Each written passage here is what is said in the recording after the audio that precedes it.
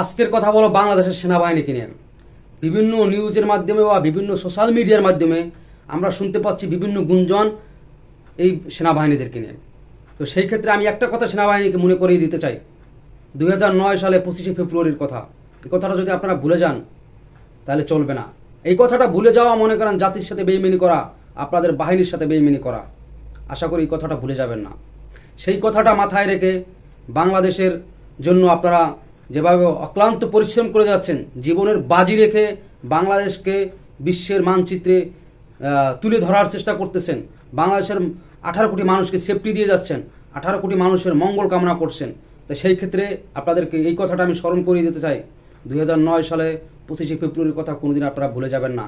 যদি ভুলে যান তাহলে আপনারা এই জাতির সাথে বেইমানি করবেন, আপনাদের বাহিনীর সাথে বেইমানি করবেন।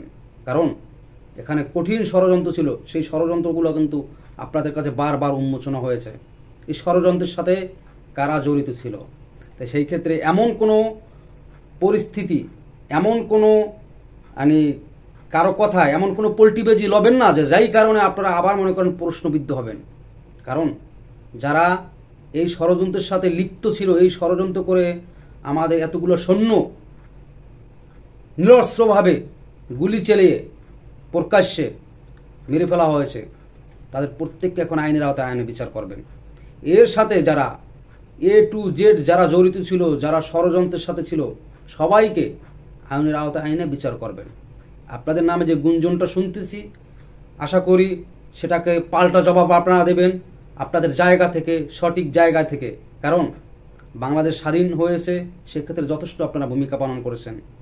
আশা করি এই স্বাধীনতা কীভাবে ধরে রাখা যায় সেই ক্ষেত্রে আপনারা যথেষ্ট ভূমিকা পালন করার চেষ্টা করবেন। কারণ আজকের 16-17টা বছর বাংলাদেশের মানুষ অনেকটা জিম্মি ছিল, মানুষ বাকরুদ্ধ ছিল, মানুষ মুখের ভাষা কেড়ে নেওয়া হয়েছে।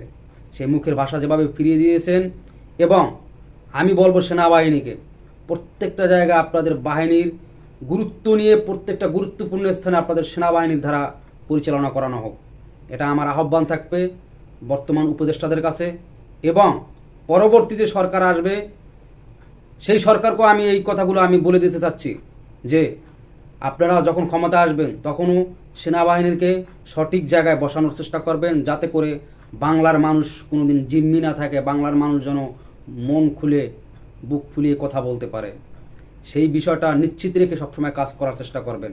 কারণ স্বাধীন বাংলাদেশে যেন স্বাধীনভাবে মানুষ চলতে পারে, স্বাধীনভাবে কথা বলতে পারে, আর আইনের সঠিক যে বিচার আছে সেই বিচার যেন সবাই পায়, সেটা পাইয়ে দেওয়ার জন্য সেনাবাহিনীকে আমি দৃষ্টি আকর্ষণ করব যে আপনারা যথেষ্ট ভূমিকা পালন করেছেন, আশা করি পরবর্তীতে করবেন।